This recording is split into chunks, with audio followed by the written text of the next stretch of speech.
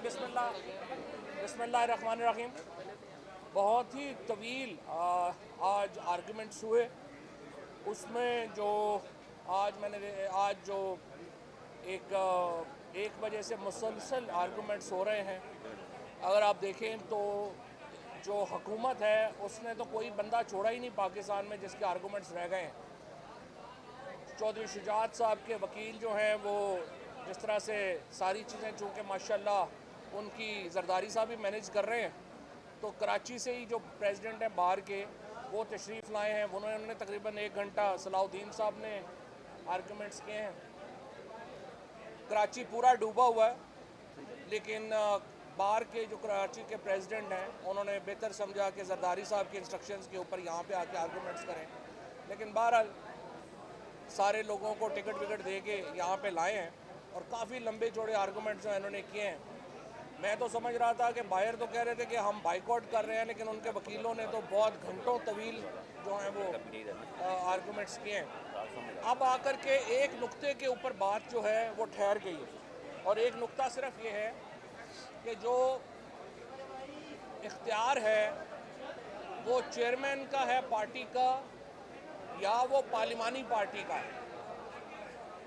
अब जजेस जो हैं वो इस एक नुक्ते के ऊपर जो है वो उन्होंने प्रपोजिशन बना दी है, और जो आर्टिकल 63 है वो भी इसी ज़िमन में उसकी तशरीह जो है वो होनी है।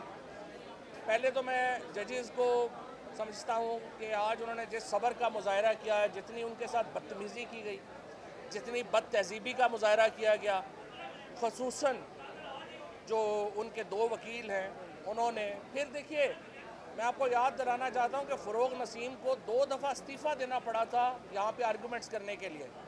आज़म तारड़ साहब ने खुद ही आर्गूमेंट शुरू कर दिए, कम से कम 15-20 मिनट को खुद ही आर्गू कर रहे हैं। लॉ मिनिस्टर, अगर आपका वकील नालायक है, आपको उसके ऊपर एतबार नहीं है, आप अवान को समझते हैं कि बैरिस्टर अवान को समझते हैं कि वो नालायक है, तो आप अच्छा वकील कर लेते। ये क्या बात हुई कि आपने वकील भी किया हुआ है, ख़ुद भी आर्गूमेंट्स कर रहे हैं। बड़ा ऑब्जेक्शनेबल रवैया जो है वो हुकूमत का रहा, और फिर आखिर में तो चीफ जस्टिस साहब को ऑब्ज़र्व करना पड़ा कि लॉ मिनिस्टर साहब, क्या आप जो है समझते हैं कि ये हुकूमत सुप्रीम कोर्ट को तस्लीम नहीं करती? तो ये रवैया पहली बार नहीं है। यहाँ पे बड़ी दफ़ा नून लीग की एक हिस्ट्री रही है। इन्होंने तो फिज़िकली हमला कर दिया था सुप्रीम कोर्ट के ऊपर जब मर्ज़ी के फ़ैसले नहीं हो रहे थे। इन्होंने जजों को ख़रीदा। रफ़ीक तारड़ जो थे, जो इनका खानवादा भी इस्तेमाल हो रहा है जजों को तकसीम करने के लिए। रफ़ीक तारड़ का मशहूर वाक़या सजाद अली शाह साहब उस वक़्त के चीफ जस्टिस के इंटरव्यूज़ हैं जिसमें उन्होंने बताया कि किस तरह जजों को ख़रीदा गया।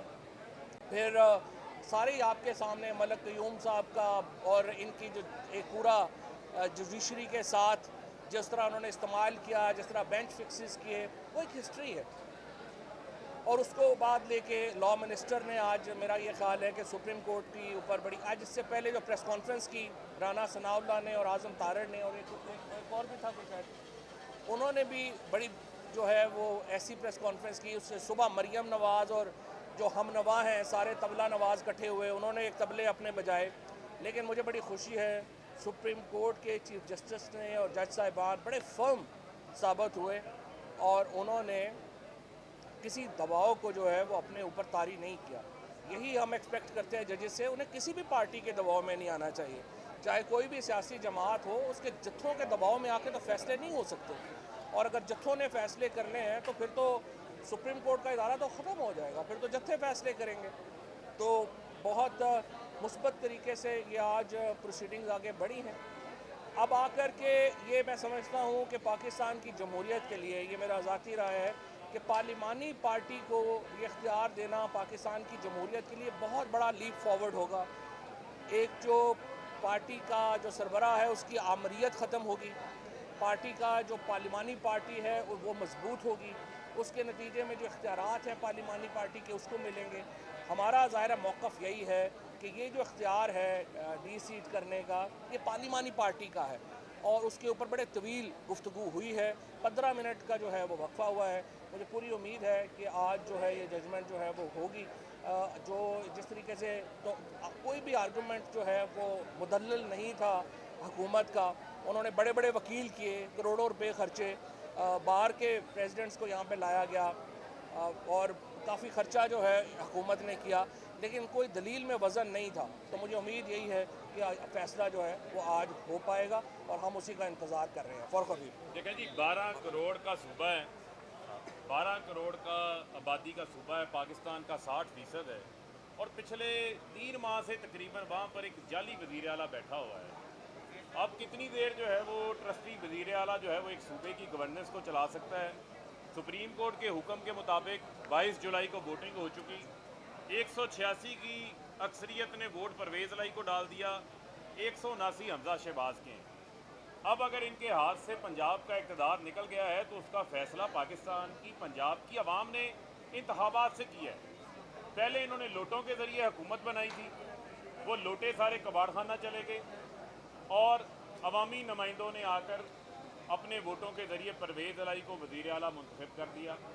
सादा सा सिंपल सा मैं समझता हूँ कि मामला है, जिस मामले के ऊपर आज सब वकीलों ने कोशिश की कि वो अपनी फ़ीस का रेट जो है वो बढ़ा सकें।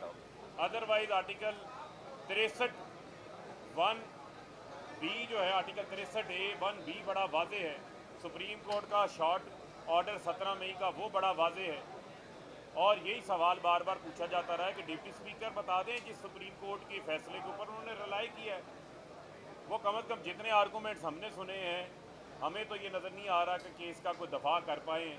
और अब ये नहीं हो सकता कि ये अनोखे लाडले, इनका जब भी केस लगेगा ये 13 जमातें जमा होंगी, जमा होके जो है वो जजेस के ऊपर तनकीद करें, उनके ऊपर हमले करें, बेंच को जो है वो टारगेट करें, और इनके कहने के ऊपर जो है वो फुल कोर्ट्स बना दी जाएँ। इसका मतलब ये है कि सूबे की गवर्नेंस को मज़ीद अल्तबा में डाल दिया जाए, मज़ीद एक जाली वज़ीर आला जो है वो पंजाब के ऊपर बैठा रहे। ये जो जंबो जेट 63 रुकनी इसने काबीना बना दी है, उनके काबीना की गाड़ियों का पेट्रोल का खर्चा, उनकी पेज एंड पर्क्स का खर्चा हमजा शहबाज अपनी जेब से देना, पब्लिक के अवाम के टैक्स के पैसे तो ना दें, क्योंकि उसकी कोई लिजिटिमेसी जो है वो अपनी जगह के ऊपर किसी सूरत भी जो है वो मौजूद नहीं है। और मैं ये समझता हूँ कि ये बड़ा इम्पोर्टेंट है कि पाकिस्तान के अंदर ये धौंस की, धमकी की बुनियाद के ऊपर जो है वो फैसले ना लिए जाएं, बल्कि पाकिस्तान के अंदर आइन और कानून की बालादस्ती जो है वो कायम होनी चाहिए। और जो फसाद फैलाना चाहता है, जो इंतशार फैलाना चाहता है, इनका भी रास्ता जो है वो हमेशा हमेशा के लिए रुकना चाहिए। जी मलिका साहब। देखिए, फवाद चौधरी ने पहले बात की है कि जो फुल कोर्ट बेंच बनाने का इख्तियार है वो पाकिस्तान की आला अदालत के मोहतरम चीफ जस्टिस के पास है। हमें खुशी हुई है कि आला अदालत के जो जजेस हैं वो अपना जो इख्तियार है वो जत्थों को नहीं दे रहे हैं।